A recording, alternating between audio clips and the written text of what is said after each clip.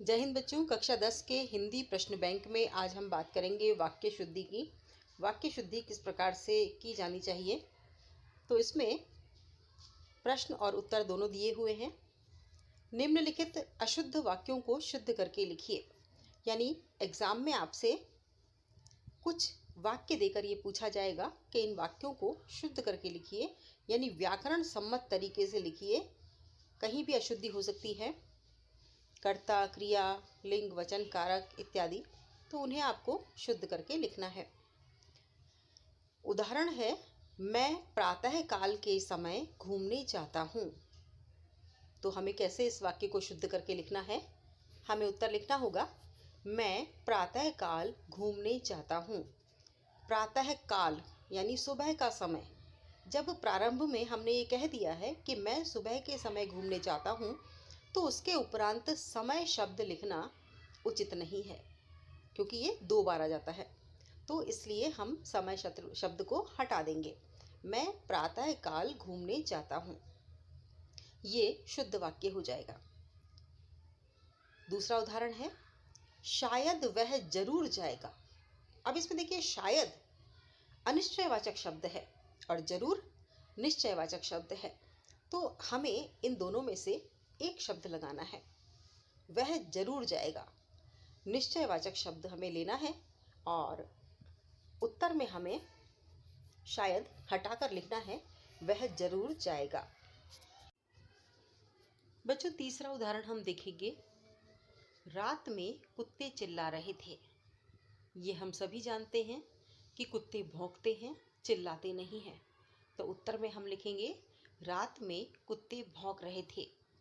चौथा उदाहरण है, धोबी ने अच्छे कपड़े धोए। तो हम लिखेंगे, धोबी ने कपड़े अच्छे धोए, क्योंकि धोबी अच्छे कपड़े नहीं धोता, अच्छे कपड़ों को नहीं धोता है। धोबी कपड़े अच्छे धोता है, यानी कपड़े जो धोता है वो बहुत ही अच्छे धोता है। अब पांचवा उदाहरण है, माताजी ने मुझको बुलाया। तो हम उत्तर लिखेंगे, माताजी ने मुझे बुलाया। छठा उदाहरण है, शीतल फलों का रस पीजिए। तो फल शीतल नहीं होते, बल्कि शीतल रस होता है, इसलिए हम लिखेंगे, फलों का शीतल रस पीजिए। सातवां उदाहरण है, उसकी सौंदर्यता अनुपम है। उत्तर होगा, उसका सौंदर्य अनुपम है। सौंदर्यता कोई शब्द नहीं है। उसने हाथी पर काठी बांधी। तो उसने हाथी पर हौदा रखा।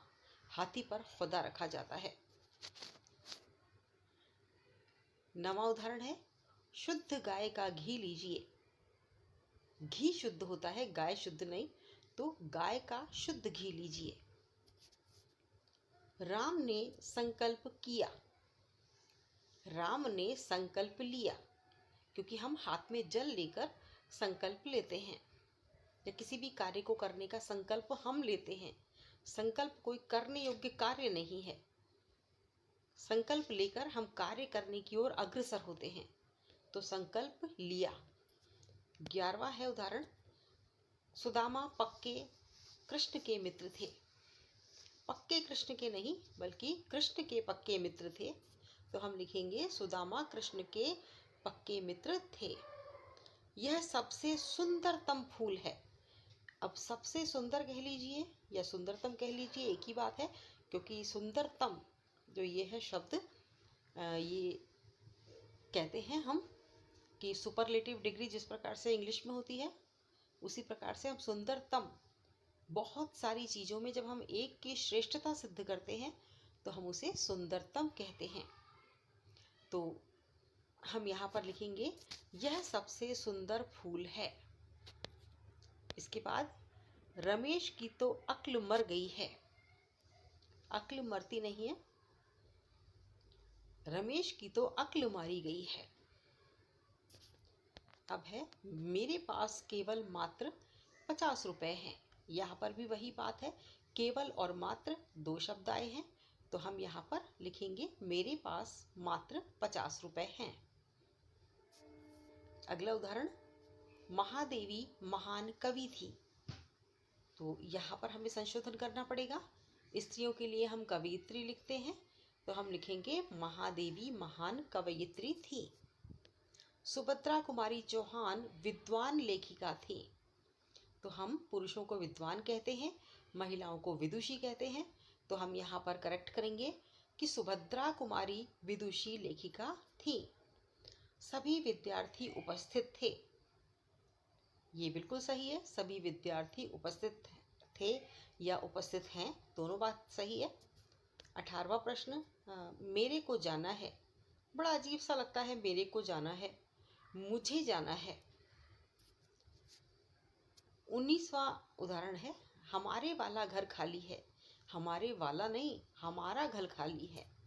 हमारा घर खाली है, हम ये लिखेंगे। 20वां उदाहरण है, आदरणीय तुमको वहां बैठना है। आदरणीय जब हम कह रहे हैं तो तुम नहीं कहेंगे, हम उसको आप कहेंगे। तो आदरणीय आपको वहां बैठना है। 21वां उदाहरण, वाक्य किसे कहते हैं। उत्तर लिखेंगे, दो या दो से अधिक सार्थक समूह को, पदों के सार्थक समूह को जिसका पूरा अर्थ निकलता है, वाक्य कहते हैं। एक बार फिर से देखें, दो या दो से अधिक पदों के सार्थक समूह को जिसका पूरा अर्थ निकलता है, वाक्य कहते हैं। अब 22वां उदाहरण, उद्देश्य तथा विधेय की परिभाषा लिखिए। उत्तर लिखेंगे, वाक्य में जिस कर्ता के बारे में बात की जाए उसे उद्देश्य कहते हैं, तथा वाक्य में कर्ता के बारे में जो कहा जाता है उसे विधेय कहते हैं। यानी कर्ता के बारे में बात की जा रही है तो उद्देश्य हमारा कौन है, कर्ता है, और उसके बारे में जो बात की जा रही है वह हमारा विधेय है। जैसे मोहन प्रयाग में रहता है, इसमें उद्देश्य है मोहन और विधेय है प्रयाग में रहता है। तो ये हुए वाक्य शुद्धि के कुछ उदाहरण। तो इस प्रकार से हमें वाक्य शुद्धि करनी है। वाक्यों को शुद्ध रूप से लिखना हमें आना चाहिए। इसके बाद नेक्स्ट वीडियो में हम मुहावरे एवं लोकोक्तियों से संबंधित प्रश्नोत्तर लेंगे। अगर आपको वाक्य शुद्धि से संबंधित कोई भी प्रश्न पूछना हो तो आप कमेंट बॉक्स में कमेंट करके प्रश्न पूछ सकते हैं। धन्यवाद।